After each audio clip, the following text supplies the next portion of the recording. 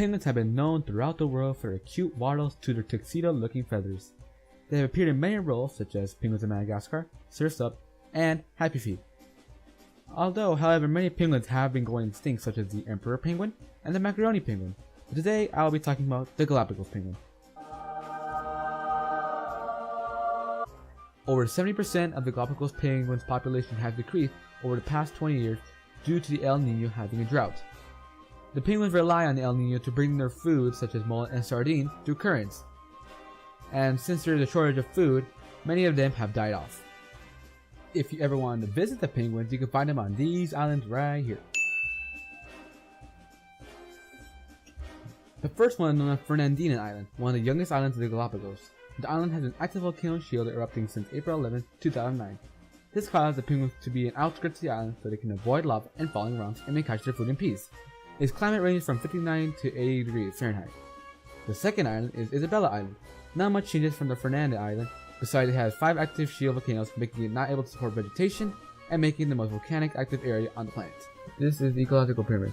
It starts off with the producer, which is kelp, goes on to the primary consumer, which is plankton, and then the secondary consumer, which is sardines, and then goes to the tertiary consumer, which is penguins. Beyond that, the Galapagos hawk, owl, and also other types of snakes eat the Galapagos penguin. Again, however, the penguins rely on mullet and sardine as the main food source. The largest thing that affects the endangered species ecosystem is the lava flow and active volcanoes on the island that they inhabit. This limits the amount of vegetation and area they are allowed to scavenge for food like fish or crab, so they stay in one area and let the food come to them via currents. This also leaves them very susceptible to get eaten by snakes or other wild animals. Now, this may seem hopeless for the Galapagos penguin considering the lack of land that they have and the many predators hunting them. Plus, the shortage of food makes them very susceptible to extinction. But I believe they can come back from this with just a simple source of food. If we just create a sustainable food source for the penguins, which can range from mullet, sardines, and crabs, we create a school of each of the species, and the penguins will not need to rely so heavily on the currents. During the time where there is a shortage, we release a school that will hold up till the current comes back.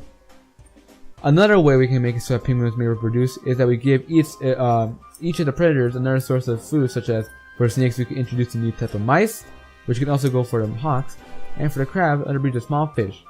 This will leave the penguins as not only the only food source, allowing them to breed without worry.